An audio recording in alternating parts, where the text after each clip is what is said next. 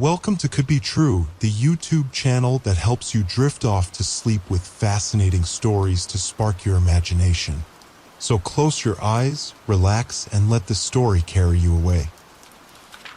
The first snowfall of December drifted across Bahnhofstrasse in slow, muted whirls, settling on the brass plaque outside Northcrest Capital Partners AG. Passers-by paused to admire the holiday lights before moving on, unaware that behind the dark oak doors of the firm an invisible ledger was tilting off balance, gram by gram, centime by centime. Inside, the air carried that polished scent peculiar to Swiss offices, wood oil, printer toner, and the faintest suggestion of espresso.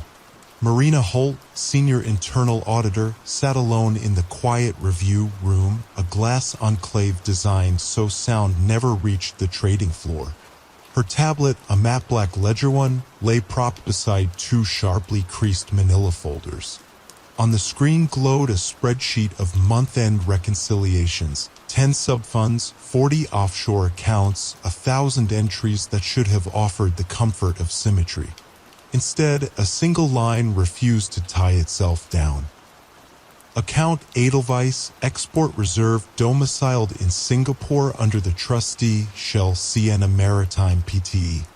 Limited, showed a debit of 418,270 Swiss francs posted at 2:14 Singapore time on November 30th. Yet on the mirrored Swiss side, Northcrest's own omnibus account at Alpenbank, no counter-entry appeared. The mismatch was trivial in a portfolio topping 6 billion francs. Most auditors would flag it for later and move on. But Marina knew the weight of patterns, the gravity hidden beneath recurring fractions. She tucked a loose strand of brown hair behind her ear, breathed in, and felt the hush of the room wrap around her concentration like snow-muffling footsteps. She traced the originating transfer path, Sienna Maritime Northcrest, Lux, Liquidity Pool Alpenbank Zurich. On paper, it was the well-oiled corridor used by clients moving trade finance proceeds from Asia into low-tax Luxembourg wrappers, then onto discretionary portfolios. The times matched the usual midnight windows, except this one, unpaired, yawned like a missing brick in a retaining wall. Marina's phone buzzed, silent mode vibrations once, twice. A message from Ariane Vogel, Deputy Compliance Chief. End month freeze tonight, all hands tomorrow 7 a.m. Board wants stress test results by noon. Can you pre-clear anomalies? Marina replied with a thumbs-up emoji, closed the chat, and reopened her workbook. She highlighted the orphan debit in pale lavender, her personal color for things that are probably benign but might not be. Northcrest prided itself on speed. Lavender seldom lasted longer than a day before some back-office clerk fixed the break. Yet something in Marina's mind lingered. 2:14 Singapore time meant 1914 Central European time. Prime commuting time in Zurich, hardly anyone at the Singapore desk. Automated? Possibly. But why only one leg? She initiated a standard Swift trace. The Alpenbank interface responded with its usual clipped politeness, request queued. Estimated completion, 4 o'clock Central European time. Perfect. Answers just in time for dawn. With nothing else to test, Marina slid her folders into her leather satchel, shut down her tablet, and whispered to the empty room, "We'll talk in the morning." Light sensors dimmed behind her, leaving the spreadsheet's ghost reflection drifting across tempered glass. Outside, Zurich's riverfront lay quiet. Trams hissed along wet rails past clusters of commuters clutching wool scarves. Marina took the number 4 to Escher Weissplatz, then walked the short block to her apartment, an 8th-floor studio overlooking the Limet's dark braid. She turned the key and entered a space smelling faintly of bergamot and stale printer paper. She had left the window cracked. City lights glimmered in the river below. Somewhere a church bell tolled 9:30. She opened her fridge, half a bottle of Gruner Veltliner, a wedge of aged Gruyere, an unopened jar of quince jam, and decided on tea instead. Rooibos steeped crimson in her favorite mug labeled Audit Stories Never End. As steam curled upward, she let her mind inventory the day's micro-anomalies. The missing counter-entry, the unusually narrow time frame, the fact that Sienna Maritime's corporate secretary had recently been replaced. Little snowflakes on a wider field. By 10, she slipped into bed, winter rain tick-ticking against the window pane. Her alarm was set for 5:30, early enough to catch the swift trace. She closed her eyes, but the mind, once pricked, rarely rests. Somewhere between the hush of rainfall and the slow draw of sleep, a memory surfaced. 3 months earlier, in a quarterly compliance workshop, she had heard Northcrest's CFO, Jonas Rush, reassure the board that flows through the Singapore corridor remain immaculately back-to-back. Deviations are mathematically impossible. Mathematically impossible. A phrase so absolute it had raised an eyebrow then, and raised her heart rate now. Sleep finally took her like a thin blanket, but dreams flickered with rows of lavender highlights expanding across screens, swallowing numbers whole. Morning arrived in steel blue tones. Marina dressed quickly. Black slacks, cream sweater, tailored charcoal coat, and headed out before sunrise. The streets glazed with icy drizzle. At Northcrest's lobby, a new security guard scanned her badge with sleepy indifference. She rode the elevator to the 12th floor, the risk and assurance wing. On her desk rested a small cardboard box sealed with brown tape. The sender label read, Records Archive, Level B3. Curious. She slid it open and found 2 lever arch files. Original, not scanned. Bearing the title Audit Trail Backup, Edelweiss Series, October, November. Inside were printed Swift confirmations, stamped copy, and handwritten approvals bearing Jonas Rush's signature. Why deliver physical copies? Everything lived digitally in Northcrest's encrypted document vault. She flipped to November 30th. There was the 214 debit memo, but the counter-credit appeared too, on paper at least, signed off by a junior operations analyst. The posted amount matched exactly 418,270 Swiss francs. Her brow furrowed. Marina logged in and opened the digital reconcile again. Still missing. She refreshed cache, ran a file integrity check. Nothing. Standing, she peered over her cubicle edge toward operations 2 aisles away. Desks flickered with early morning gloom. Only a handful of analysts typed softly. Marina walked over, holding the paper. "Hi, Myra," she whispered to the analyst whose signature graced the memo. Myra, 26, hair in a tidy bun, looked up. "Morning. What's up?" This swift confirmation. November 30th, Edelweiss Export Reserve. "You sign it?" Myra squinted. "Looks like my scrawl, but I don't recall that account. Should be automated anyway." Marina's lips pressed together. "Mind checking the Swift archive for that reference?" Myra pulled up the system. She typed the 12-digit reference. "No record found," the system replied. "That's odd," she murmured. Marina thanked her quietly and returned to her desk. She compared the paper's formatting, fonts slightly off, margin ruler uneven by 0.5 millimeter, watermark faded. In isolation, none of this mattered. Together, they sounded like off-key notes in a string quartet. Her ledger one pinged Swift trace complete. She opened it, transaction not located in correspondent records. The network itself had no memory of the debit. A chill stronger than winter air crept into her collar. Either the posting was local and never reached Swift rails, uncommon, or someone fabricated layered documentation to hide a unilateral outflow. At 7:02 a.m., the compliance floor brightened as Ariane Vogel strode in, clacking heels muted by wool carpet. She tossed Marina a tight smile. "Any anomalies?" "One," Marina said softly. "Edelweiss Export Reserve." Ariane's brow lifted, half curious, half harried. "Big?" 400,000. But the paper trail is uncooperative. She handed over the boxed files. Ariane flipped, eyes narrowing. "These shouldn't exist in hard copy." "I know." Ariane's phone buzzed. She stepped aside to answer.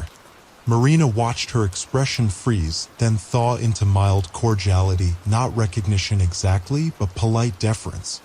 She hung up. "Jonas wants us in his office. Now." CFO Jonas Rush kept an office with panoramic glass on 3 sides, showing rooftops dusted silver.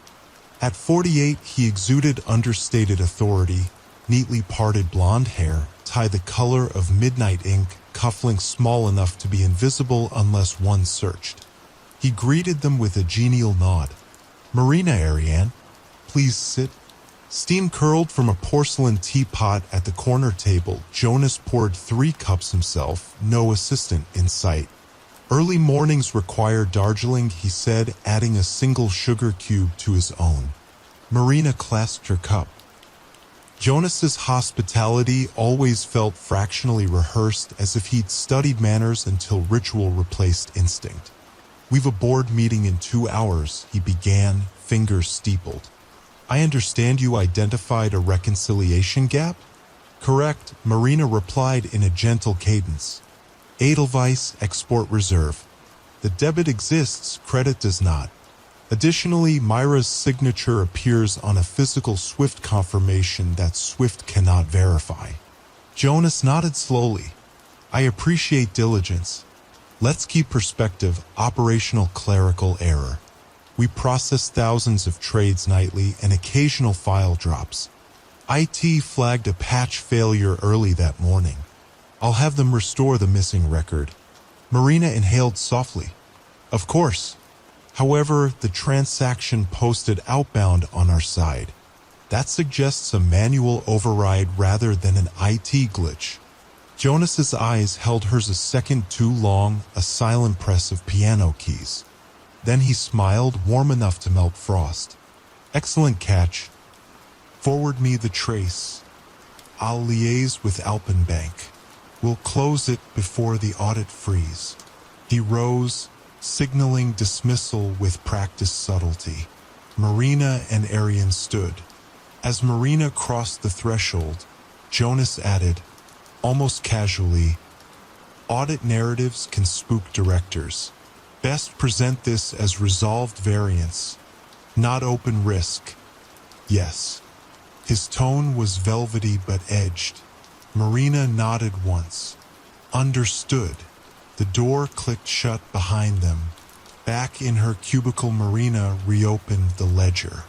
2 minutes later, the missing credit appeared as if it had always existed. Timestamped 7:13 Central European Time. Backdated to 1914, the previous evening. Digital fingerprints immaculate. She sat very still. Snowflakes outside thickened, clinging to the window. The system had been altered in real time. Her pulse, though calm on the surface, drummed steady beneath her scarf.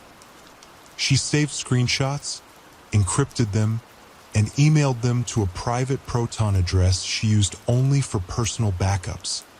A habit taught by her mentor years earlier. Trust controls, verify people. Yet the system was now reconciled. Officially, nothing was wrong. Nothing except the existence of counterfeit paper, the hour at which money moved, and a CFO skilled enough to close a gap in 90 seconds flat. Hours blurred in minor tasks and coffee sips. By midday, auditors submitted stress test matrices. By mid-afternoon, Marina's lavender highlight had vanished from all dashboards. But something else had risen. A single sentence in an internal chat between senior treasury analysts, captured by the e-compliance filter and routed to her review queue. Is Jonas still pushing the Project Kion transfers tonight? Feels too rushed. Marina frowned. Project Kion. The name evoked icy myths, fitting weather at least.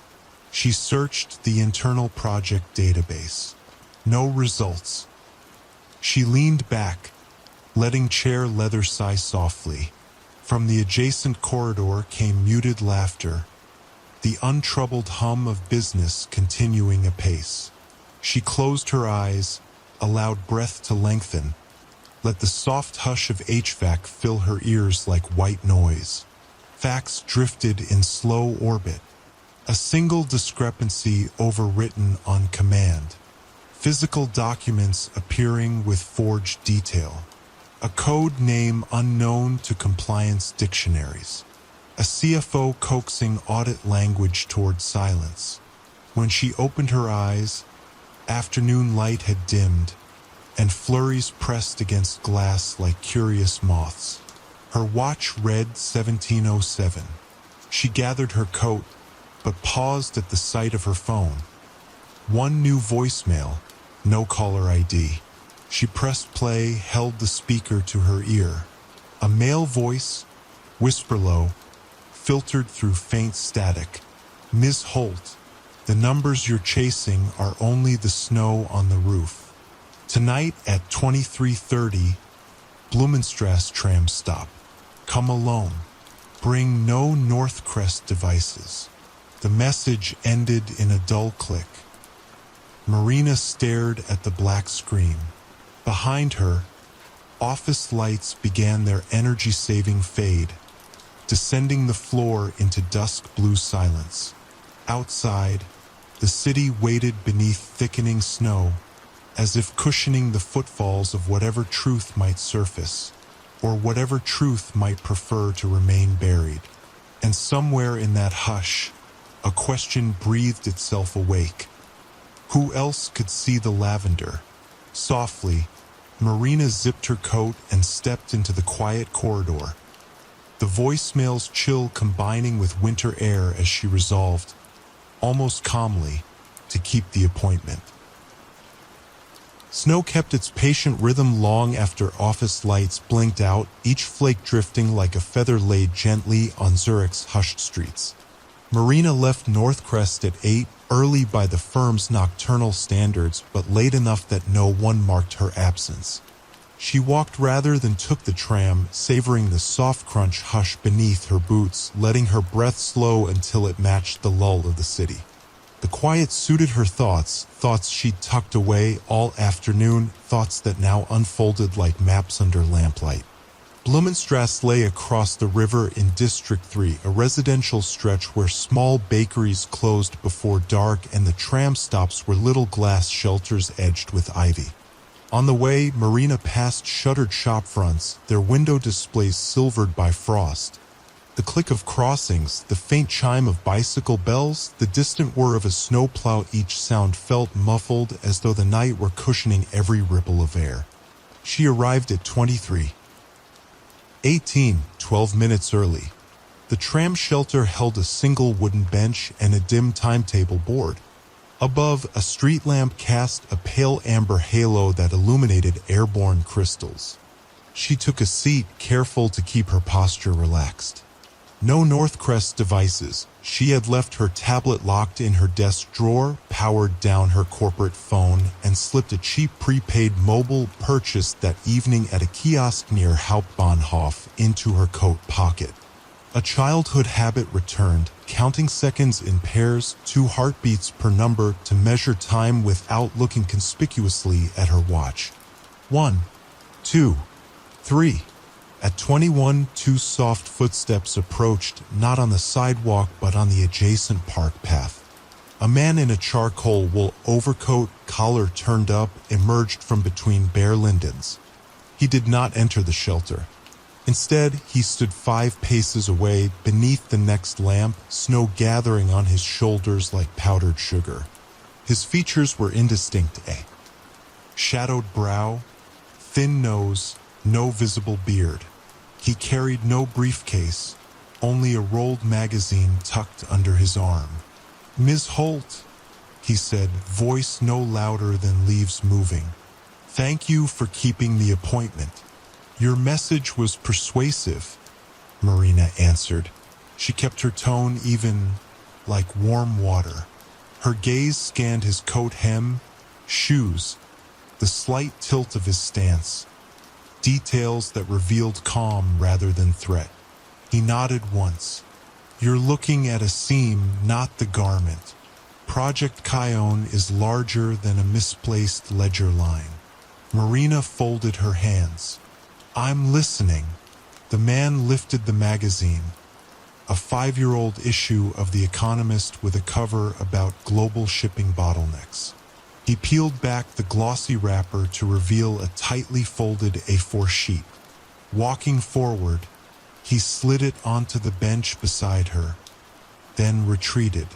She felt no urge to pick it up yet. Instead, she traced his movement, noting he favored his left leg. "You'll find 4 bank identification numbers," he said. "Run them through Northcrest's internal treasury tool. You will not get a match because they're deliberately kept off-core. Use external SwiftNet under your auditor credentials. You'll see the flows." "How did you obtain my credentials?" "I didn't," he replied almost gently. "Yours are the only ones not geofenced. Everything else is quarantined and oversight by compliance that ironically protects you." A tram's distant electric whine approached from the north, the green lights of Route 14 sliding along rails like slow fireflies. Marina glanced at it, then back. "Why come to me?" "Because," he said, "you flagged the Edelweiss gap rather than glossing over it. That alone suggests you're willing to feel the draft when most keep the windows shut." He paused, snow sighing around him. "You have 48 hours before Kion crystallizes. After that, money, documents, even people will shift beyond jurisdiction. If you want daylight, you'll need someone outside the firm." Marina weighed the words. "Are you outside?" His shoulders lifted in a half-shrug. "I was, until last spring." A thin smile surfaced, then faded. "Tonight's only a nudge. The rest is on you." The tram coasted into view, brake squealing softly. Its doors opened with a sigh. No one stepped off. Marina turned back to the man, but the space beneath the street lamp was empty. Footprints led into the park path, then disappeared beneath new snow. She exhaled slowly. 48 hours. She picked up the A4, slid it into her coat's inner pocket, and boarded the empty tram. Inside, heat pressed her cheeks, windows fogging. The driver nodded. She nodded back. She rode 2 stops, long enough to ensure she wasn't followed, then disembarked and circled home down a different street. Back in her apartment, she locked the door, drew curtains tight, and prepared a pot of chamomile. The tea bag swirled lazy spirals on the surface while she unfolded the sheet.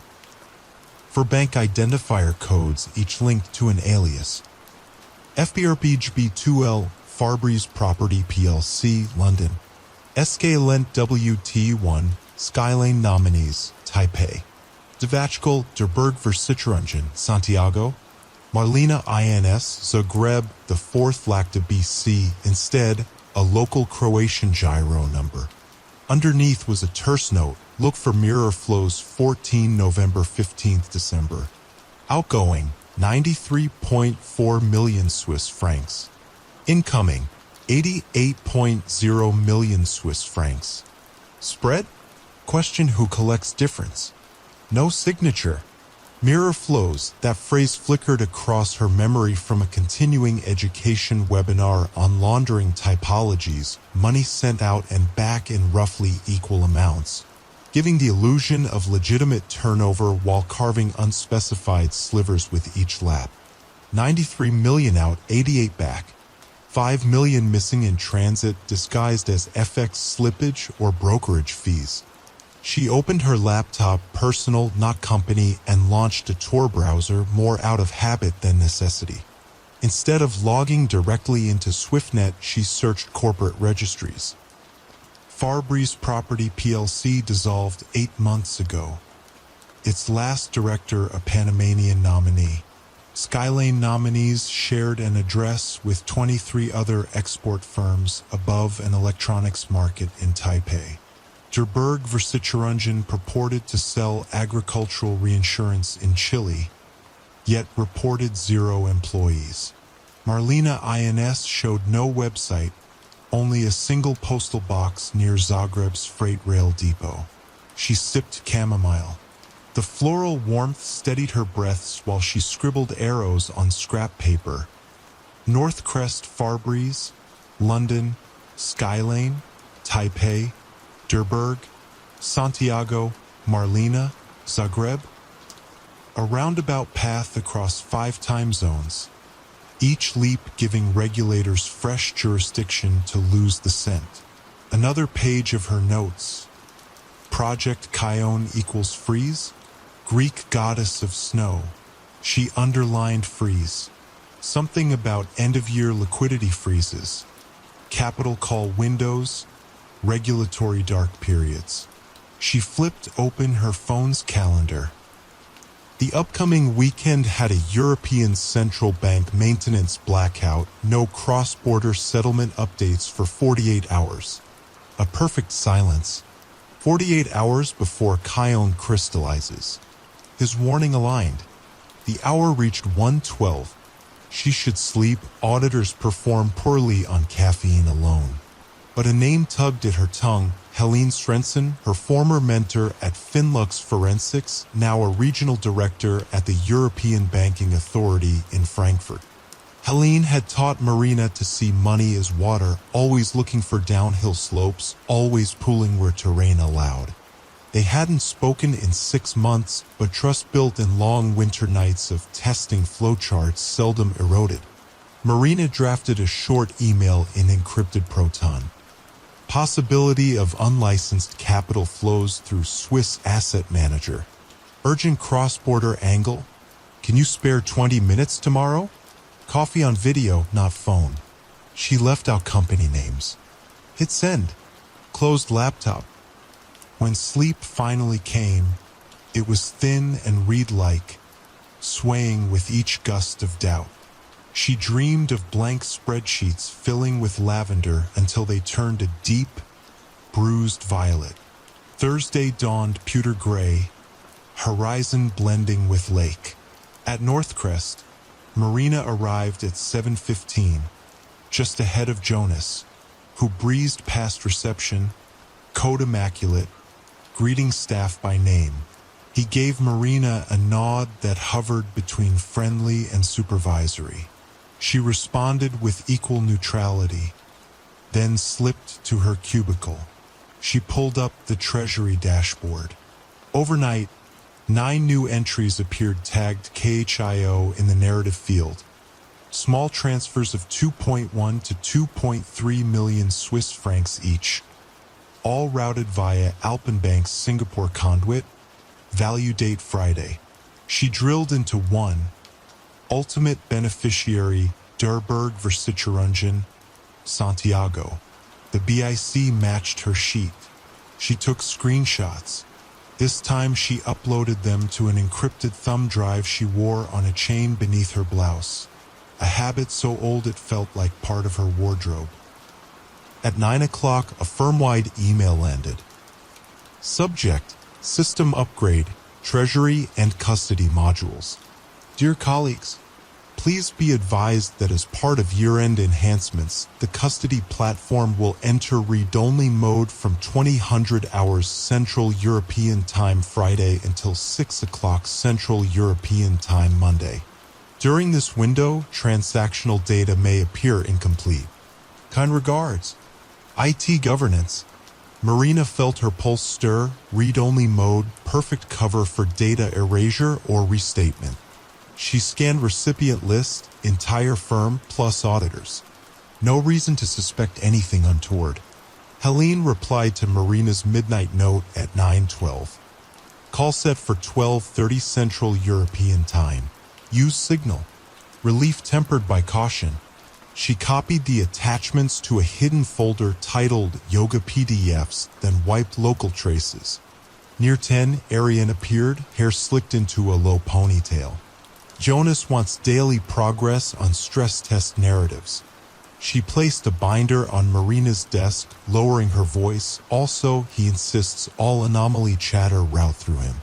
Just so you know. Marina offered a mild smile. Understood. Arian lingered, eyes flickering. Perhaps she sensed tension. Perhaps she was more involved than she let on. Eventually, she walked away. The morning dissolved in minor reconciliations. At 12:28, Marina ducked into an unused phone booth by the staircase, launched signal on her prepaid mobile. Helene's face appeared, framed by Frankfurt's modernist glass behind her. She spoke Danish accented English that carried crisp warmth. "Marina, you look tired." "Night shifts," Marina murmured. "I'll be brief."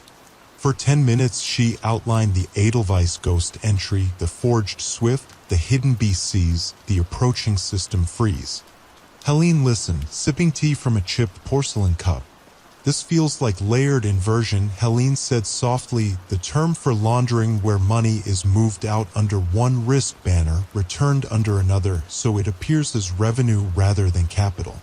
Swiss oversight is rigorous, but only within declared perimeter. Off-core ledgers are blind spots." She leaned closer to the camera. "Have you alerted FINMA?"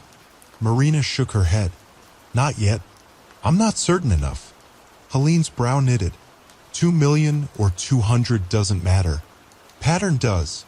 If the CFO is engineering this, internal escalation may trigger data destruction.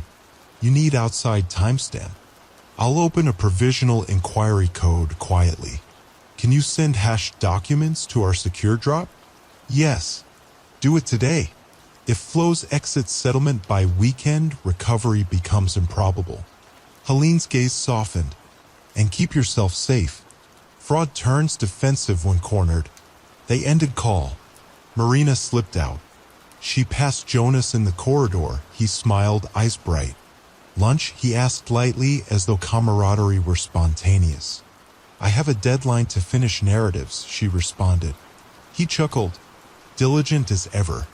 By mid-afternoon, snow resumed, fine crystals swirling outside the panoramic windows. She prepared a package. Screenshots, chat logs, the BIC sheet, metadata. She hashed each file with SHA 256, zipped them with 32-character passphrase, and uploaded to the EBA drop.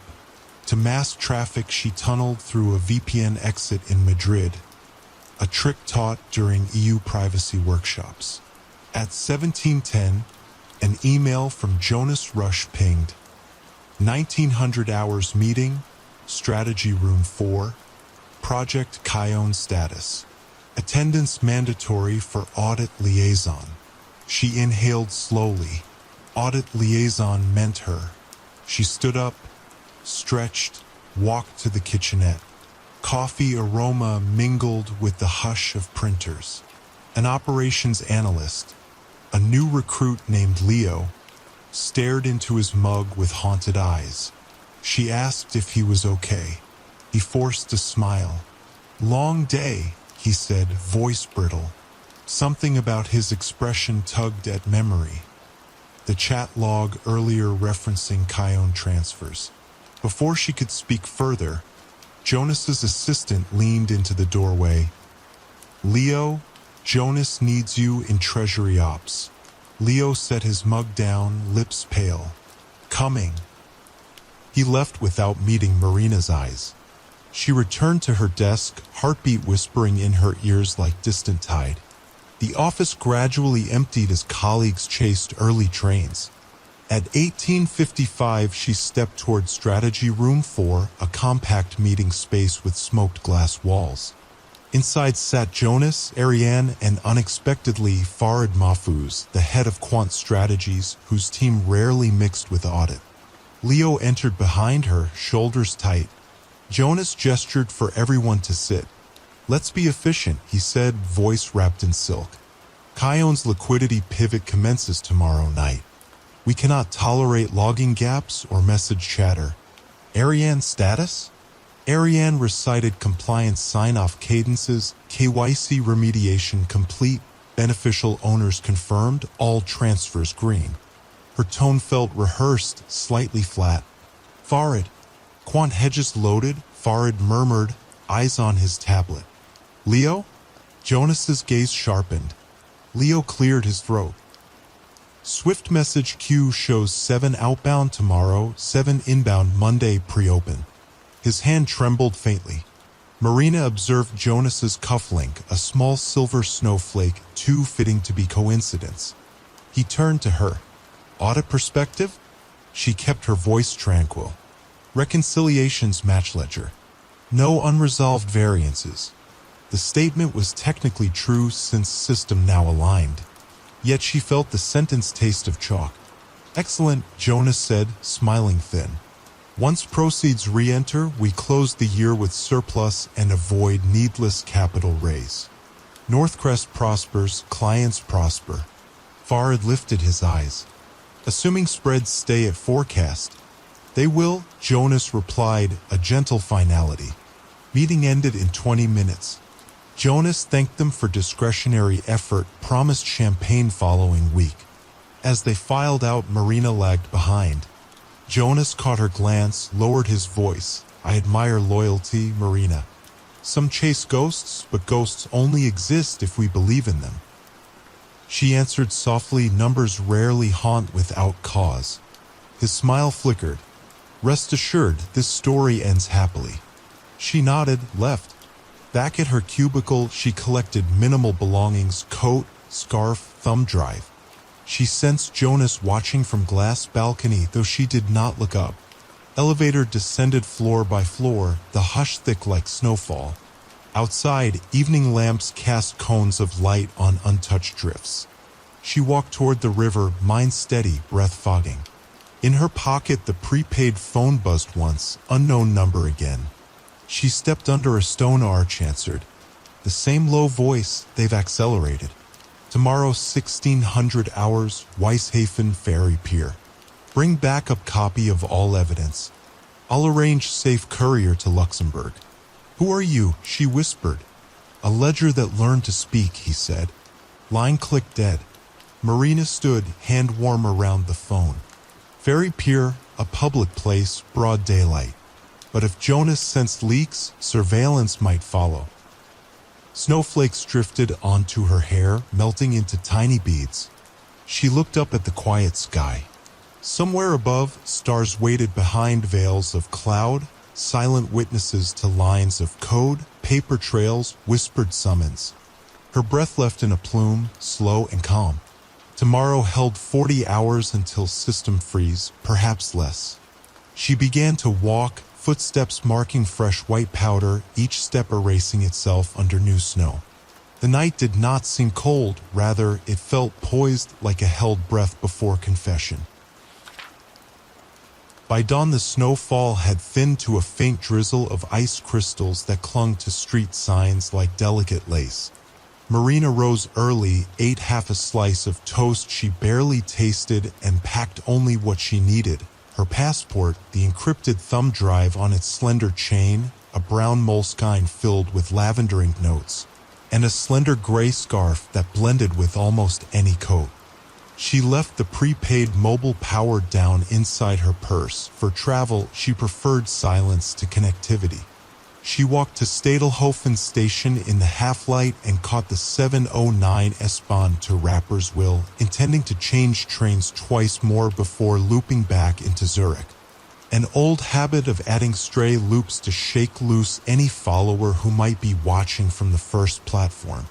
Few commuters paid attention. Most cradled paper cups, brows glowing blue in phone light, unaware of the woman whose gaze moved methodically from reflection to reflection in the window glass. At each transfer, she lingered for an extra rotation of the departures board, letting seconds stretch. No one mirrored her footsteps for more than a stop or two. Satisfied, she boarded a slow local back to Hauptbahnhof, arriving at Northcrest just before 9. Inside, tension hummed beneath the ordinary morning hum. Conversations felt clipped. The receptionist's smile seemed pinned in place. Twice she caught analysts exchanging hurried glances when Jonas's name surfaced in casual chatter.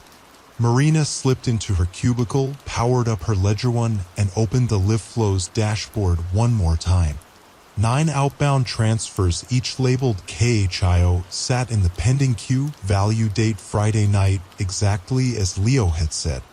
Amounts ranged from 1.3 million to 2.4 million Swiss francs. Marina enlarged one record and scrolled to the field called liquidity purpose. Normally that field held a dry phrase, client rebalance, or trade settlement. Every KHIO record displayed a single blank space. She took fresh screenshots, saved them to the thumb drive. Arian stopped by just after 10, carrying 2 paper cups of green tea. Her manner looked composed, but her eyes held a restless flicker. She set one cup on Marina's desk, smoothed a strand of hair behind her ear. "Jonas wants a sign-off memo before 4, she murmured. Simple statement, no outstanding anomalies. Marina swirled the tea. "That early? Operations freeze isn't until 8 tonight. He'd prefer to circulate the memo while markets are still open." Arian barely met her gaze. "Keeps everyone calm." Marina nodded, offered a mild smile. She had learned the auditor's art of leaving sentences unfinished. "I understand what you need. I haven't promised I'll provide it." Ariane lingered. "Long week," she whispered. "When this is over, the firm's throwing a terrace reception. First snowball cocktails of the season. Sounds pleasant." A brief hush passed between them, neither quite naming the tension beneath small talk. Ariane's smile edged toward apology, then she turned and walked away. At 11, Marina visited the server room on the 8th floor under pretext of reviewing retention logs. The chilled air smelled of ionized metal and static. Racks of blinking LEDs cast cool blue light across polished flooring. She located the backup array labeled Vault M03, the one that held last night's treasury exports, and slotted her credentials into the console. Logins, timestamps, mirrored packet counts. Every metric appeared flawless. Yet between 7:11 and 7:13 Central European Time, precisely when Jonas had fixed the Edelweiss mismatch, she saw an anomaly. A 30-second suspension of audit trail write access by a root-level administrative account tagged sys_diagnostic. Only 2 people at Northcrest held that override, the CTO and Jonas himself. CTO access generated 2-factor pings to IT security.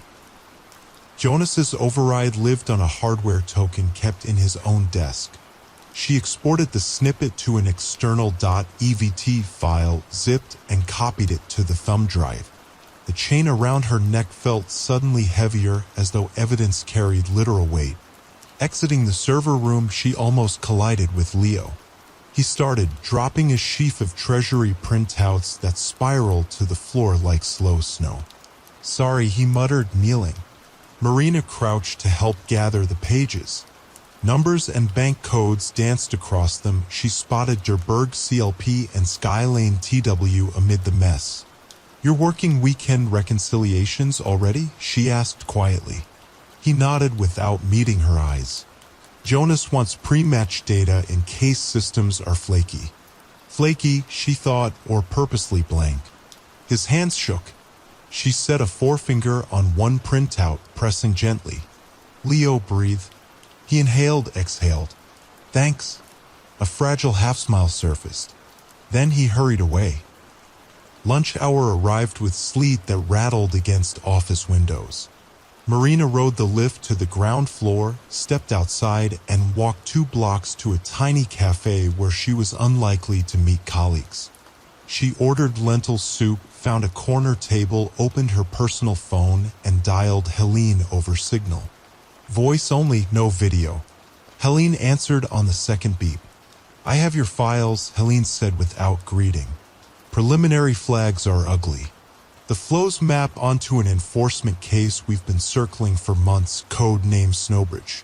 Same pattern, money loops through 4 nominally unrelated shells, round trips disguised as trade financing, always on a weekend freeze."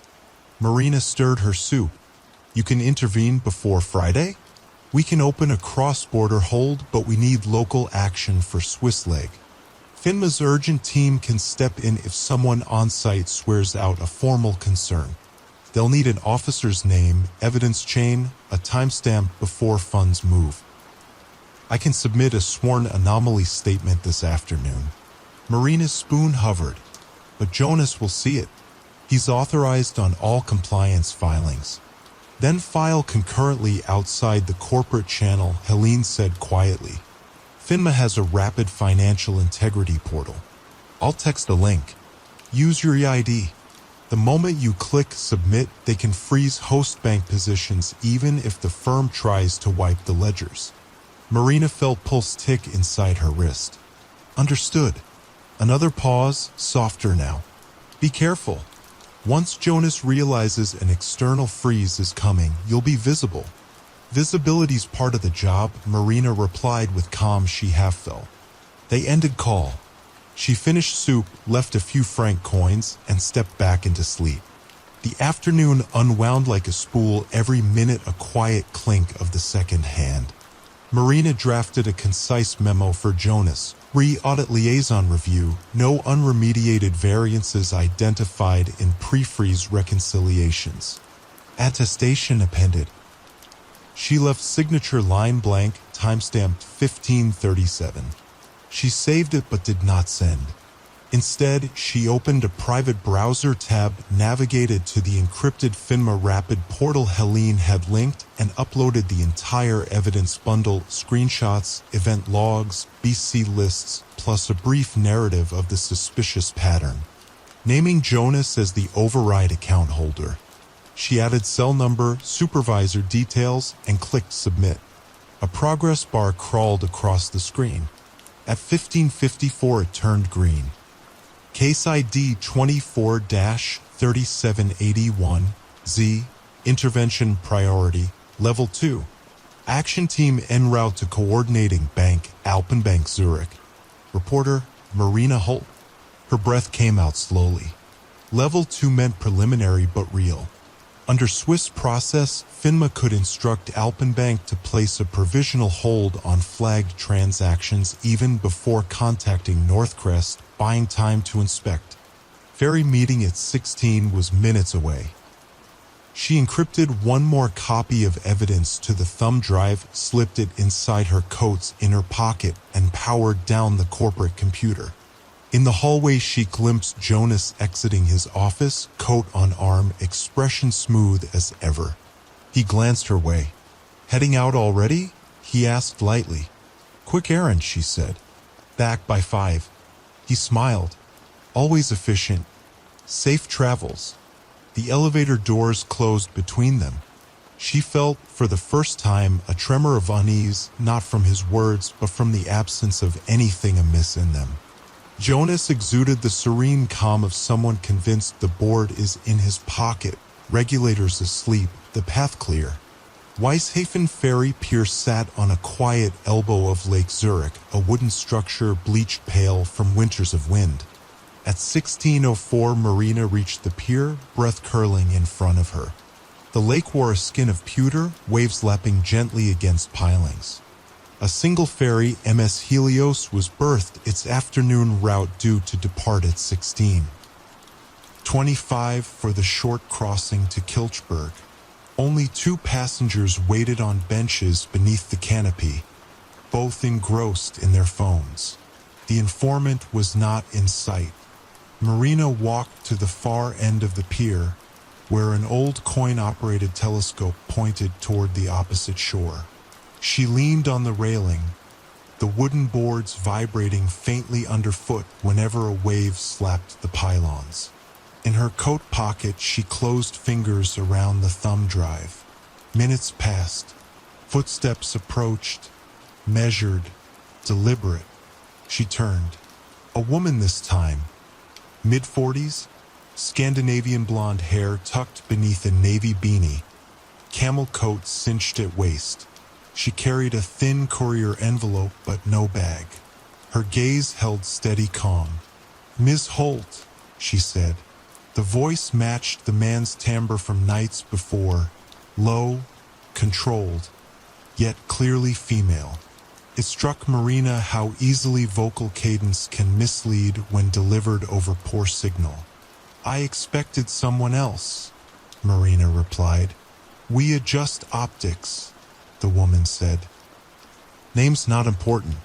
She lifted the envelope. "If evidence ends up missing, this finds Luxembourg counsel who files mandatory disclosures in 3 jurisdictions. Redundancy is safety." Marina nodded, withdrew the thumb drive, and passed it across. No flourish, no dramatic whispers, just 2 people trading objects against the hush of water. A ferry horn blew, a single mellow tone. The waiting passengers stood, collected bags. "You should know," Marina said quietly, "FINMA is already on alert. Holds could trigger any hour now." The woman gave a half smile. "Good. A stone doesn't crack ice until weight lands from multiple angles." She tucked the envelope into her coat. "If Northcrest calls for weekend auditor scrub, decline politely. Distance is your best armor." She turned to leave. Marina raised one last question. "Were you ever inside the firm?" "Long enough," the woman answered, eyes reflecting lake light. "Too long. Goodbye, Miss Holt." She walked off the pier, disappearing among commuters heading for the bus stop. Marina remained, watching silver ripples. The ferry's gangway clattered, the small crowd boarded. Marina stayed ashore. When the gangplank lifted, she heard an unexpected sound behind her, hurried footsteps on timber. Leo stumbled onto the pier, cheeks flushed, paper folder clutched tight. He saw Marina, relief flooding his features. "Marina, I was looking for you." His chest rose and fell. "Jonas wants your memo now." He's insistent. A cold wind edged across the water, gulls wheeled overhead. Marina studied Leo's face, raw fear held in check by thin professionalism. "You didn't give it to him?" she asked softly. Leo shook his head. "He told IT to email him once you clicked send." "Nothing yet." Marina exhaled. "Tell him I'll finalize as soon as I return." "Half an hour." Leo's shoulders eased a fraction. He glanced across the lake. "You like the ferry?" "Sometimes the lake settles thoughts," she replied. He gave a faint nod, turned, and hurried back toward tram tracks. Marina watched until he vanished behind the ticket kiosk. She checked the time, 16:22. The ferry cast off 3 minutes later, engines thrumming softly as it pulled into open water. Marina remained alone on the pier, listening to waves sloshing under boards. Low cloud filtered daylight, painting everything silver gray. She considered her next move. Walking back to Northcrest felt like stepping onto thin ice that creaked louder each hour. Yet the firm still held her laptop, her signature tokens, her reputation, everything Jonas could leverage if he sensed betrayal. Above the lake a single snowflake drifted, spiraling before it touched her glove and melted. A distant police siren echoed from city streets, faint but rising. One siren, then another, multiple vehicles converging somewhere inland, maybe nowhere near Alpenbank, or perhaps exactly there. Marina turned her face toward the city skyline, waiting for the echo to fade, and realized the lake air carried a subtle new charge, as though events already were shifting beneath the placid surface, currents rearranging themselves invisibly. She tightened her scarf, slid hands into pockets, and started back toward the tram stop, each step quiet, measured, deliberate, aware that when she next entered Northcrest's glass doors, something fundamental would have changed, though she could not yet say whether it was the firm, the investigation, or herself. Snow had stopped by the time Marina reached Belovplatz. The sky had shifted from pewter to translucent pearl, the city lights already switching on one by one, though it was barely 5. She watched trams slip past, lacquered carriages gliding almost noiselessly on their tracks before boarding the number 11 back to the financial district. She thought about the envelopes, the thumb drive now out of her hands, the FINMA case ID glowing green less than an hour ago. Until today, her work had always been a private dialogue with numbers. Now the numbers had begun to answer back, and their voice felt larger than the tidy cubicle where she normally listened. The lobby of Northcrest was eerily calm. Concierge staff greeted her with professional warmth, no visible sign of regulators or police. Yet the air itself seemed changed, as though circulation fans were pushing a slightly colder draft through the ventilation. She crossed the marble floor, badge chiming softly against the reader, and took the lift alone. In the mirrored walls she noted her own posture, steady, shoulders low, eyes a fraction sharper than usual. The doors opened on 12. From the lift vestibule she heard it, a faint click-pause-click rhythm that didn't belong to keyboards or printers. Only when she stepped closer to Treasury Ops did she recognize it, the soft, syncopated clack of phones switching to hold tone, one after another, as outgoing lines froze. A quick scan confirmed it. Several analysts stood with headsets half off, brows creased in confusion, while their screens flashed small orange banners, external circuit temporarily blocked, code 513. FINMA, she thought, must already be coordinating with Alpenbank. If correspondent lines between bank and broker go into caution mode, the telecom link sometimes follows, a modest, bureaucratic way of buying a few extra seconds. Before she could speak to anyone, Jonas emerged from the glass corridor that led to the executive wing. His expression remained smooth, but there was a new rigidity to the line of his jaw, like porcelain about to craze. He beckoned with 2 fingers, small, almost courteous, and she followed him to Conference Room C, a quiet side suite usually used for compensation reviews. "Marina," he said in a measured baritone, gesturing to a seat. "We have a sudden systems disturbance. Alpenbank claims they've received a provisional regulatory hold on several of our treasury legs. They're citing your name as reporting party." He did not raise his voice. He didn't need to. The precision of his words carried the same effect as shouting. Marina sat, folding her hands lightly on the maple table. "I filed an irregular activity notice with FINMA this afternoon, yes. I outlined unresolved concerns over the Kion series and the earlier Edelweiss discrepancy." Jonas inclined his head, as though acknowledging a chess move. "Our workflow affords internal resolution opportunities before external escalation. You must understand how unfortunate this timing appears. Mere hours before quarter close. My professional duty is clear when material doubt exists," she replied, keeping her tone calm, almost conversational. "If entries can be corrected by privilege overrides, they can also be erased. External timestamp protects every stakeholder, including Northcrest." His eyes narrowed fractionally. "You've left me little room for containment." He tapped a pen on the table. Tap, tap, tap. A slow metronome. "FINMA freezes will set alarms with the board. Clients will call within minutes of the press release. Liquidity confidence collapses on rumor alone. Which is why absolute clarity matters," she said. "Regulators can differentiate error from misconduct much faster with voluntary cooperation." Jonas set the pen down, exhaled once. "You've always been precise, Marina. Precision, sadly, can be painful when applied at the wrong angle." His voice softened. "I'll need your written chronology immediately. Everything you filed, every document you shared. We'll coordinate a joint statement." She felt the request sit on the air like frost. Of course, she said, but offered nothing further. Silence expanded. A discreet knock. Arian opened the door half an inch.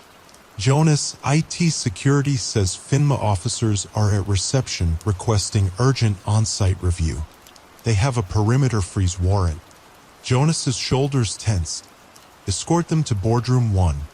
Offer coffee, no sugar. Ariane's eyes met Marina's for the briefest moment, uncertain, almost questioning, then she withdrew. Jonas rose. Stay available, he said. This is unfamiliar territory for most of the team. Your cooperation remains essential. The last word held both promise and threat evenly balanced. After he left, Marina remained in the chair, breathing slowly. She glanced at the wall clock, 17:11. Less than 3 hours before the scheduled custody system freeze. FINMA's perimeter warrant meant regulators could now mirror every server drive, examine live traffic, and, crucially, press pause on outbound funds even if someone tried an emergency push from a personal device. She left the conference room and made for her cubicle. A low murmur rolled through the floor, quiet conversations behind partitions, drawers sliding open, the unmistakable hush that settles when an entire organization senses outside scrutiny. She powered up her ledger once more. Treasury Q showed all 9K Chayo tickets still flagged pending, but a new column, regulatory hold, now displayed yes. She clicked into one. An auto-generated comment line read FINMA Rule 4.2 temporary stop, awaiting clarification. Beneath it, a geo timestamp indicated the block had been applied from outside Northcrest's firewall exactly 7 minutes ago. Evidence chain now lived in 2 places, her thumb drive in transit to Luxembourg and FINMA's secure servers. Whatever happened next, deletion was no longer an option. She drafted a concise chronology for Jonas, factual, no interpretation, saving it to a fresh document but not yet sending. She printed a copy, sealed it in an interoffice envelope labeled for J. Rush, confidential, and left it on his assistant's desk, knowing physical paper couldn't be silently altered. Transparency, she reminded herself, is armor if you move first. At 17:35, Marina noticed something odd on the compliance event feed. A keycard access ping from, of all places, sub-basement B2 archives. Few staff even remembered the archive level existed. It held off-site microfiche backups and decades-old paper ledgers in climate-controlled cabinets reachable by a service lift with a single pass-through corridor. The access badge ID was numeric only, no name, and the door log labeled it emergency maintenance. Yet the archive room had no scheduled maintenance tonight. Marina checked the badge number against the directory. No match. A chill prickled along her arms. If someone wanted to cleanse paper trails, that sub-basement would be the logical starting point. She rose and walked toward the service lift near the freight elevators. On the way she passed Leo's cubicle, but it sat empty, chair askew. She pressed the call button, the lift descended slowly, an antique mechanism rarely used. When doors opened, a faint smell of disinfectant wafted up, mixed with cold air. She stepped in, tapped B2. The lift sank 4 floors, gears humming. Doors slid back to reveal a narrow corridor lined with pale ceramic tiles. Fluorescent tubes buzzed overhead, casting a sterile glow. At the far end stood the archive door, steel reinforced, slightly ajar. Marina moved quietly. Beyond the threshold, the archive spread out like a library. Rolling shelves stacked with file boxes, microfiche drawers, sealed tubes. The air was dry, a steady 18 degrees Celsius. Footsteps echoed. Someone was inside, out of sight behind a shelf row. She rounded the corner. Leo stood at a wheeled cart, feeding thin envelopes into a portable shredder that buzzed softly, catching the paper in clear bags beneath. His face was pale, eyes flicking upward only when he sensed her presence. "Marina," he whispered, voice cracked. Jonas asked me to do a quick destruction pass routine. Routine? She kept her voice low, calm. During a perimeter freeze? He swallowed. He said these are duplicate physicals that don't match digital archives. Compliance hazard if found. Faster to dispose than reconcile. Marina glanced at the shredder bag. Envelope fragments stamped Edelweiss series in faded ink. She spotted salmon-colored tags typical of predigitization swift confirmations. Destruction of originals during an ongoing investigation would be obstruction, pure and simple. Leo, she said gently, step away from the machine. He hesitated, hands trembling. He said, I know what he said. Marina's tone softened further. But the moment you continue, you own the act, not him. Regulators won't accept I followed orders. His shoulders drooped, desperation clouding his features. Tears glistened. I need this job. My mother's insurance. Jobs can be replaced, Marina murmured. Clean records are harder. She reached and switched off the shredder. Silence filled the aisle, broken only by distant HVAC drones. Footsteps echoed behind them. Marina turned. Jonas stood at the aisle's mouth, hands clasped behind his back. No coat now, just a charcoal suit, tie still immaculate. Efficiency, Ms. Holt, he said quietly, is paramount under scrutiny. We cannot swamp regulators with mismatched trivia. Marina positioned herself between Jonas and the shredder cart. Finma wants originals. Destroying them worsens exposure. Jonas inhaled, exhaled slowly. Marina, you've always honored procedure. Think procedurally. Your duty is to ensure accurate records. These, he nodded at the broken envelopes, are inaccuracies. They're proof of chronological drift, she countered. Proof regulators need. A pause lengthened. The only sound the faint hum of ceiling lights. Jonas turned his gaze on Leo. Return upstairs, please, he said. Not a request, an edict. Leo looked at Marina, then back at Jonas, uncertain, but shuffled away. Once Leo's footsteps faded, Jonas spoke, voice soft. You've forced my hand, so let me be transparent. Project Kion funds a client position, one we cannot publicly name, whose collapse would cost thousands of jobs across 3 markets. The shortfall we skim, call it a facilitation fee. Small price to keep supply chains functioning. Marina listened, breath steady. Fabricating transfers and forging audit paper isn't facilitation. It's fraud. He tilted his head. I prefer to think of it as managed liquidity. Some truths, Marina, are too heavy for regulators to carry. They prefer comfort. He gestured at the archive shelves. Help me ease their burden and I guarantee your career escalates. Audit director by summer. Global exposure. You like precision, we can channel it profitably. Snow-quiet stillness wrapped the aisle. Marina felt the familiar calm that sometimes settled before she raised a material finding, like stepping onto an icy pond exactly where the thickness is uncertain. Jonas, she said, voice just above a whisper, if the truth is heavy, I'll still carry it.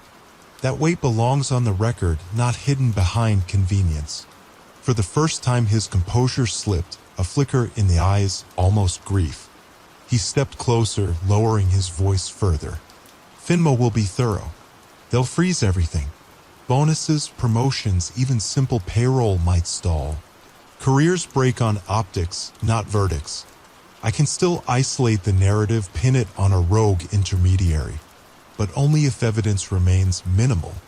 Marina met his gaze. Evidence already sat with Finma by 4 o'clock. Silence. Jonas's shoulders dropped a fraction. He reached into his pocket, produced a small USB stick identical to the hardware token that granted root access, and turned it slowly between his fingers. Pity, he murmured almost to himself. He placed the token on a nearby shelf, contemplative. Then, with quiet, deliberate movements, he unbuttoned the top of his cuff, rolled the sleeve, exposing the snowflake cufflink she'd noticed days earlier. He set that beside the token as though shedding emblems he no longer required. He glanced down the aisle toward the exit. "Finma will want to speak soon," Marina said, letting the words float softly in the climate-controlled air. Jonas offered the faintest smile, enigmatic, toneless. "They always do." He turned, walked away with an unhurried stride, disappearing beyond the shelving row, footsteps growing fainter until the archive door hissed shut with a pneumatic sigh. Marina remained still, listening. No alarm sounded. No hurried pursuit followed. She took out her phone, thumb hovering over Helene's signal thread, but paused. Instead, she extracted the root token Jonas had abandoned, slid it into an evidence envelope, and labeled it Physical Exhibit A.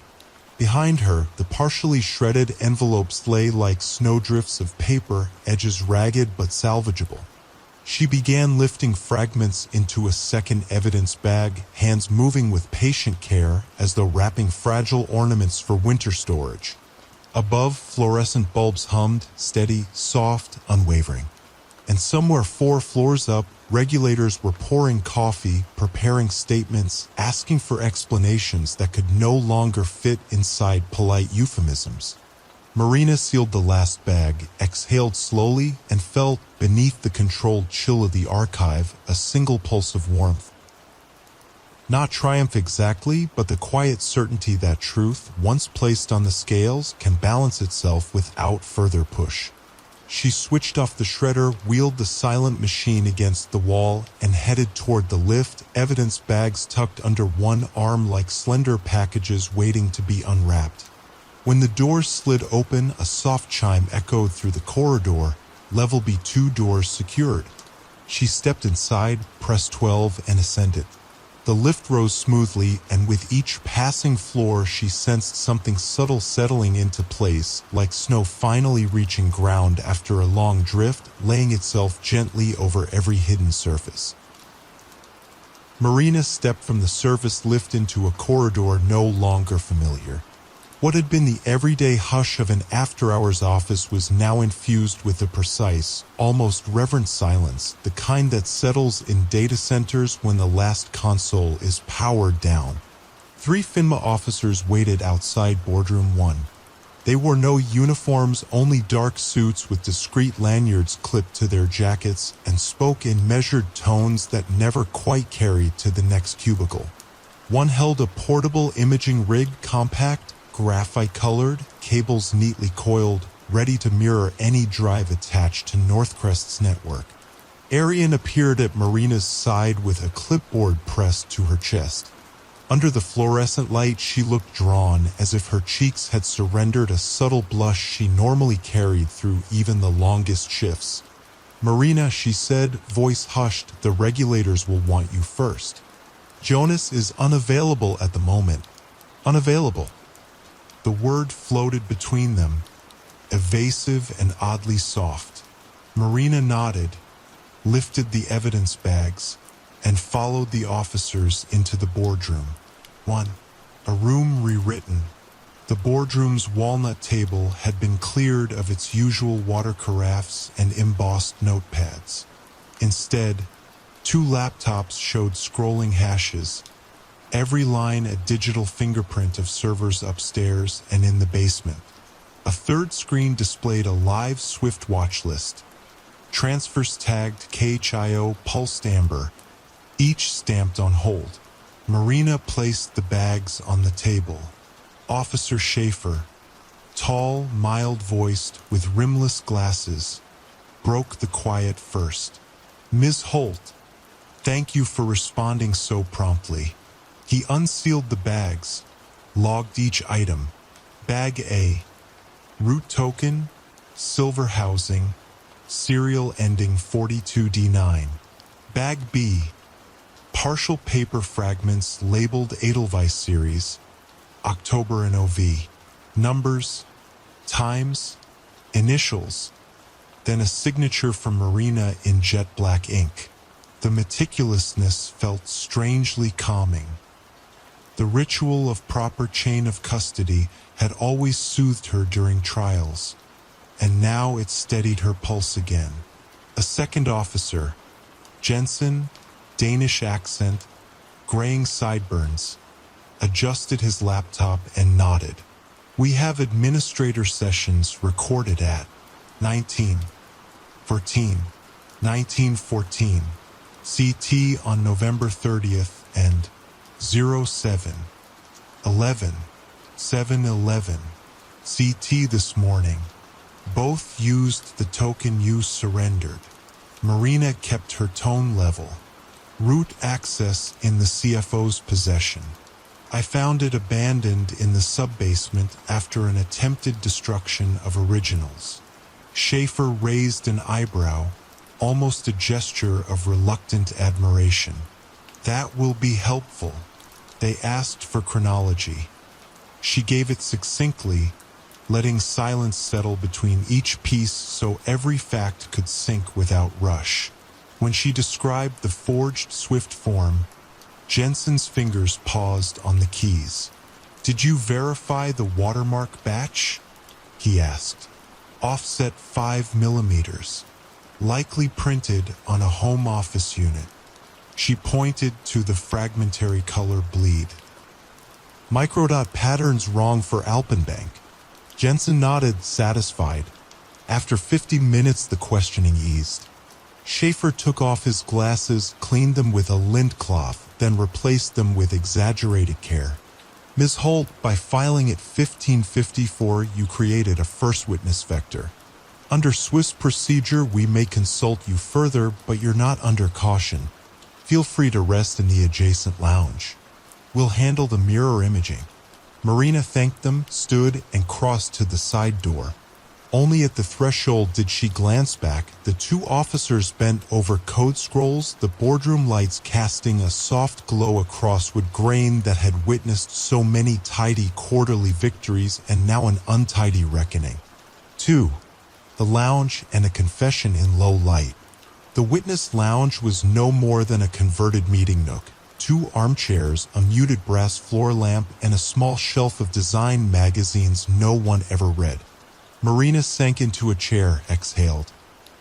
A kettle on a sideboard offered Earl Grey sachets. She brewed a cup, watched the steam curl upward, and allowed her mind to drift just far enough to notice fatigue edging in at the borders of focus. 5 minutes passed before the door slid open. Arian slipped inside, closing it with the barest click. She stood a moment in the lamplight, shoulders subtly squared as if she'd rehearsed posture in the corridor. "I wanted to see if you're all right," she said. Marina set her cup down. "Tired, but yes. FINMA team seems professional." Arian pulled a chair closer, lowered herself cautiously. "I need to tell you something before this becomes public record." She produced a pocket-sized USB stick, anodized blue, brandless. "After the Edelweiss gap you raised, Jonas asked me to sanitize the compliance log. I exported 2 versions, one clean, one untouched. I gave him the clean copy." She tapped the stick. "This is the untouched one." Marina watched her friend's hands tremble ever so slightly. "Ariane, handing that over means implicating yourself." "Then let it implicate me," she said, voice almost a whisper. "I tried rationalizing liquidity, reputational protection, but last night, when Jonas instructed live destruction, I realized I'd stepped too close to something hollow." She slid the stick across the low table. "If you give this to FINMA, at least my part is documented honestly." Marina closed her palm around the device, small, cool, surprisingly light, as guilt sometimes is before dawn breaks on it. "Thank you." Tears rimmed Ariane's eyes, yet her voice stayed even. "When they ask, I'll confirm I knew. There's no other way forward now." She stood, smoothed her skirt, and hailed. "I have to brief my team." Marina watched her leave, door gliding shut. She rose, walked back to the boardroom, and handed Jensen the blue USB.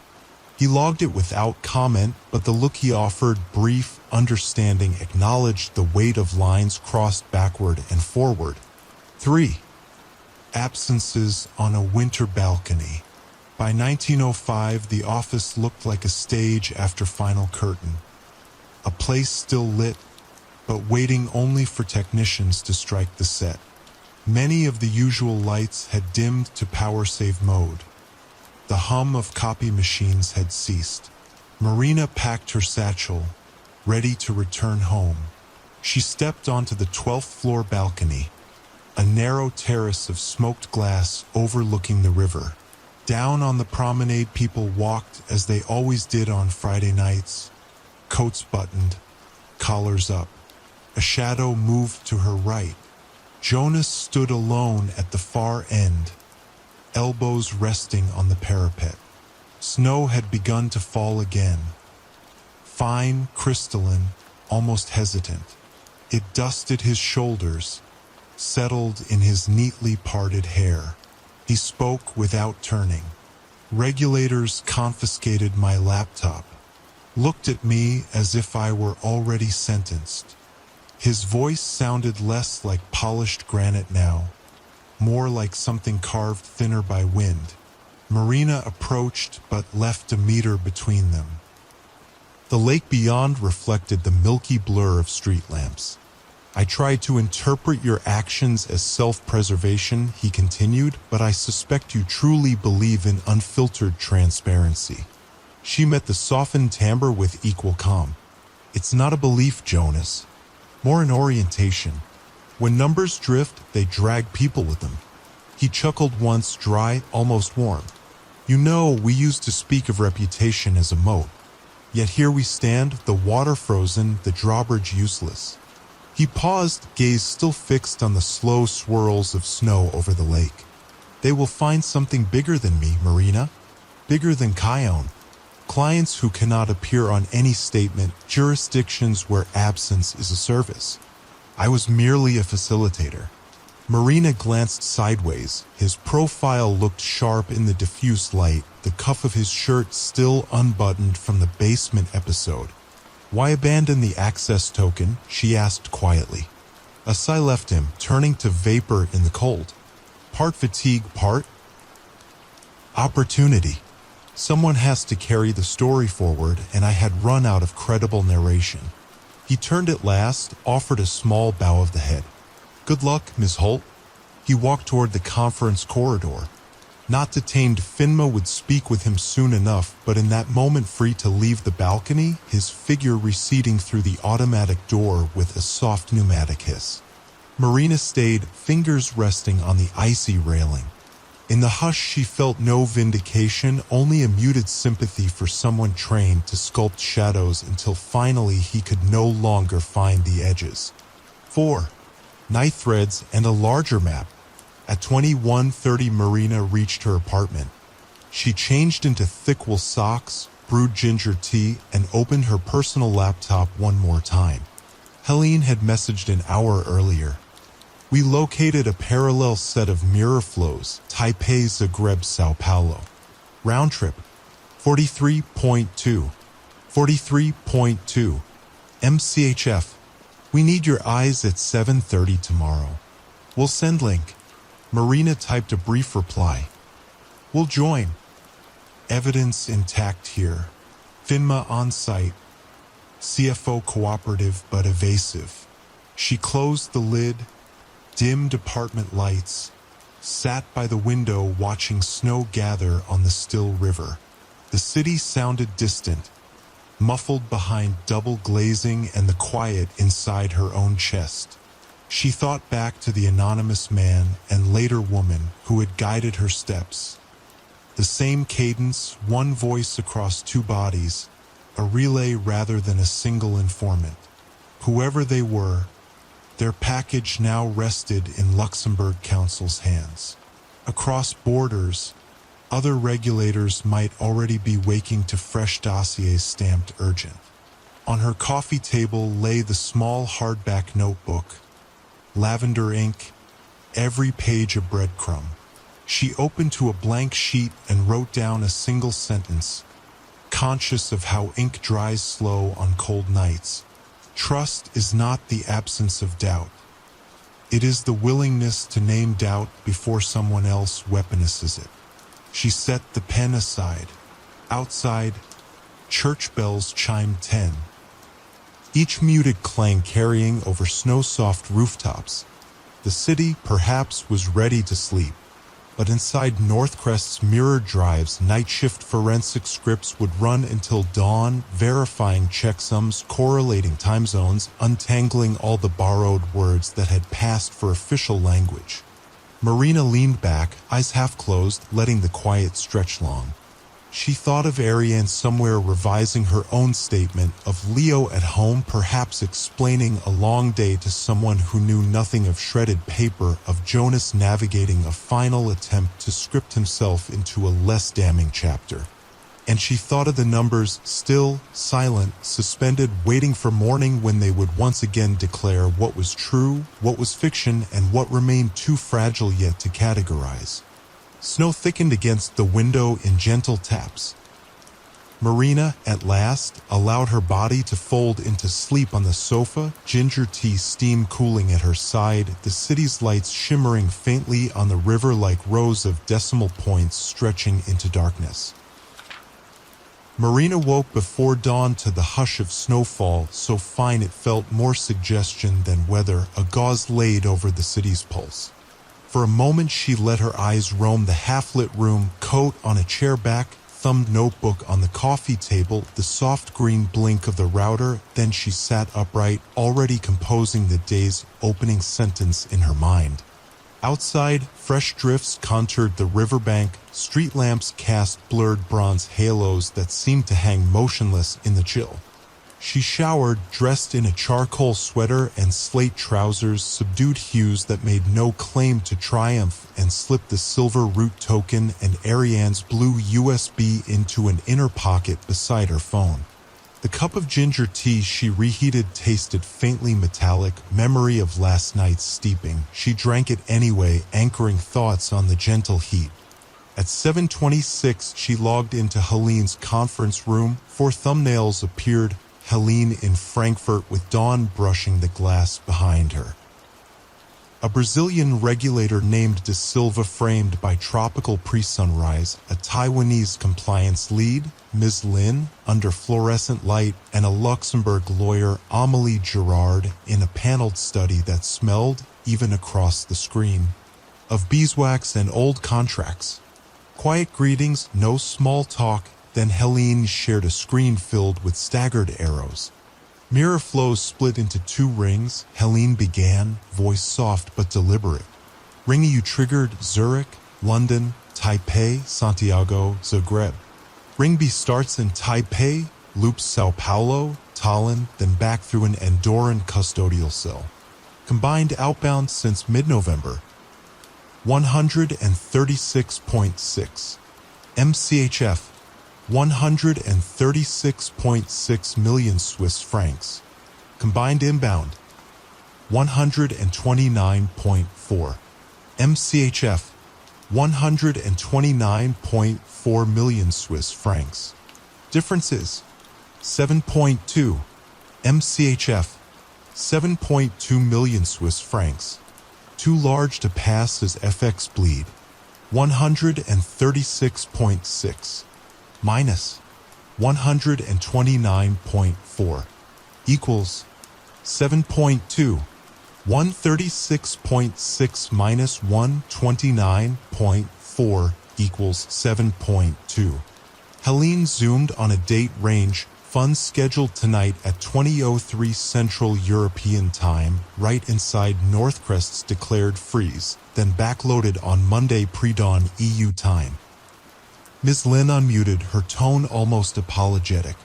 Our FSA filed warnings last spring about Skylane nominees, but the trail went cold. Your FINMA hold gives us secondary leverage. We can mirror SWIFT packets in real time if Zurich keeps its freeze in place. Amélie in Luxembourg nodded slowly. I've served temporary injunctions to all fiduciary cells linked to Siena Maritime. The board of Northcrest has 24 hours to contest. If they do nothing, a court-appointed administrator steps in.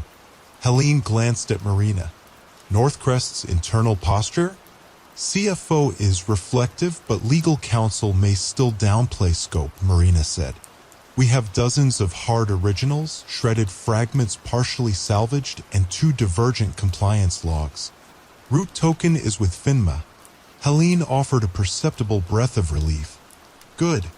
For now, deliver nothing further through corporate email. We'll liaise regulator to regulator. They exchanged brief assurances, set the next call for Monday, and the screen dissolved into emptiness. Marina closed the laptop. The city, invisible behind gauzy curtains, felt poised as a sealed envelope.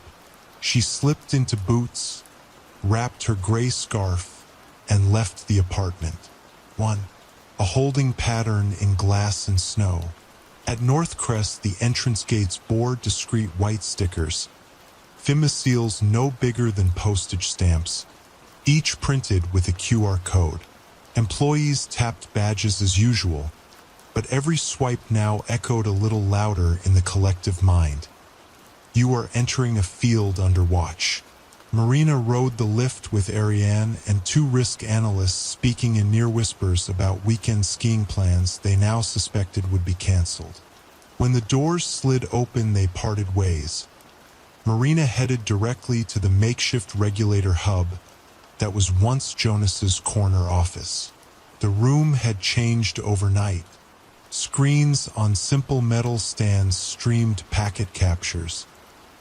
A portable evidence safe sat open, its digital lock cycling through logs every few seconds to show it hadn't been tampered with. Officer Schaefer greeted her with a nod. Ms. Holt, we've mirrored the entire custody file cluster. Now validating chain of edits. He indicated a chart of timestamps, rows marching in orderly precision. One column glowed coral red, sys_diagnostic override, November 30th, 02, 14 SGT. Below it, a note, counter-entry fabricated, print artifacts consistent with A4 feed misalignment 0.5 millimeters. Paper fragments you provided matched this misalignment perfectly, Schaefer said. Your salvaging was fortuitous. Stoic gratitude flickered in Marina's chest, but she merely nodded. Any sign of additional deletions? None as yet. Your friend Leo's login was used only under CFO instruction. Forensics will document that. Marina took a quiet breath. She had not realized until then how tightly she still held concern for Leo. At 9:12 a.m. summons pinged on her screen. Boardroom 2, 9:30, independent oversight briefing. She walked there through subdued chatter and the smell of burnt espresso that seemed to cling to days when nothing brewed quite right. 2. The briefing. 5 board members sat spaced along the walnut table-like figures in a still life. Ms. Suter, Chair, Dr. Klaproth, Mr. Van Heerden, Ms. Obeng, and Mr. Dumont. Their laptops were closed, hands folded visible, a signal of cautious transparency. FINMA's lead counsel, Hartmann, spoke first. Our temporary freeze stands until at least close of business Monday. Immediate goal, protect client assets, ensure liquidity for legitimate redemptions, and secure evidence. He gestured toward Marina. Ms. Holt's early disclosure accelerated our timeline. Without that, transfers tonight would have cleared outer jurisdictions before EBA surveillance even captured them. Head nods around the table, some appreciative, others merely resigned. Dr. Klaproth, 70, with spectacles glinting winter light, cleared his throat. If your findings hold, he said softly, Northcrest faces not only regulatory sanction but potential asset forfeiture litigation. We will need a clean break from any staff directly involved. CFO Rush has offered leave of absence. Uneven breathing threaded through the room. Ms. Suter looked to Marina. Ms. Holt, given your vantage, do you believe other executives were complicit? Marina chose words carefully, like laying fine china on a shelf. I've seen no definitive proof beyond CFO override and selective compliance edits. But the pattern's sophistication suggests external architects. The flow path points to shell entities aligned with a logistics conglomerate we've yet to name. This may reach beyond board level. No one spoke for a long moment. Snow brushed the exterior glazing in quiet flurries, each swirl blurred by thermal glass. Hartmann resumed. Until further notice, Ms. Holt will serve as interim liaison between FINMA, Northcrest, and cross-border counterparts. He turned to her. That includes afternoon access to the legacy backup room. Marina nodded, feeling the small gravity of a new role settle on her shoulders. Meeting adjourned at 10:05. As members filed out, Jonas appeared in the doorway, suit immaculate, eyes unreadable. He bore no lanyard now. His visitor badge signaled the shift in status. 2 security officers flanked him at polite distance. He offered Marina a level look, not defiant, not seeking absolution. "I'd like a moment," he told Hartmann, who gave a cautious nod. They stood aside within sightline of the guards. "My resignation letter references irregular procedural decisions made under undue pressure," Jonas said, voice steady but stripped of its former polish. "I will not name those pressures yet. But know this, Kion began in a board subcommittee 2 years ago, long before I touched it." Marina answered with measured softness. "Every ledger trail eventually surfaces. Perhaps faster now." He inclined his head slightly. "You always treated numbers as living things. I never quite understood that until last night." A faint smile, sad, perhaps grateful, then he gestured to the guards and walked away. 3. The basement again, but brighter. At 14:15, Marina accompanied Schaefer back to sub-basement B2. The air still held a sterilized chill, yet psychological weight felt lighter. Fluorescent tubes seemed to glow warmer, though their color temperature had not changed. Rows of boxes had been dusted, cataloged, QR tagged by a small team in white gloves. The shredder stood dormant, bag removed, its power cable wrapped tidily around wheels. Schaefer pointed to a crate labeled Arch Series /2018-20. "We think Kion prototypes began here, flows under Project Code Crystal. Might show board minutes redacted upstream." Marina knelt, lifted the lid. Inside lay minute books bound in forest green cloth. Gilt letters faded. She opened one to April 2019. Agenda Item 5. Capital Optimization via Multi-Jurisdiction Trade Finance Loop. Presenter. External Advisor C. Rebeck. She scanned sign-in lines. 3 board members present, CFO absent, and observer. Council Vesper and Holdings AG. Rebeck.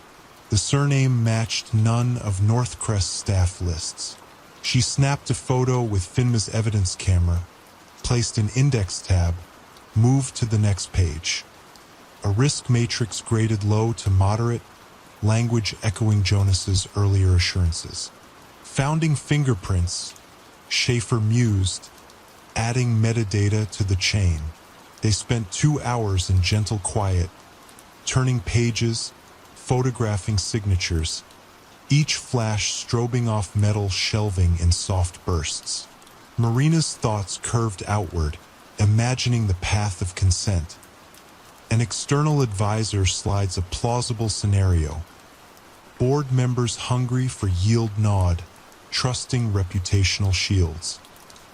Compliance receives contoured instructions. Auditors see only what flows through permitted windows.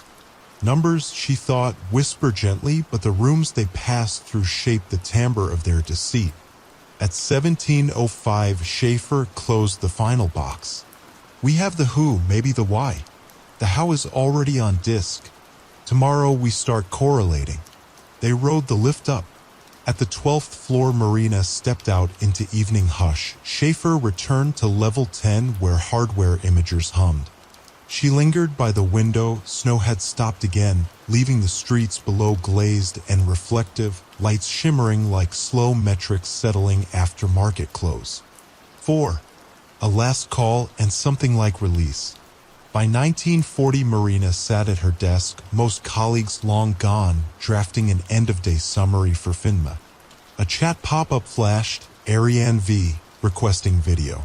She clicked accept. Ariane's apartment background showed a single lamp, warm ochre.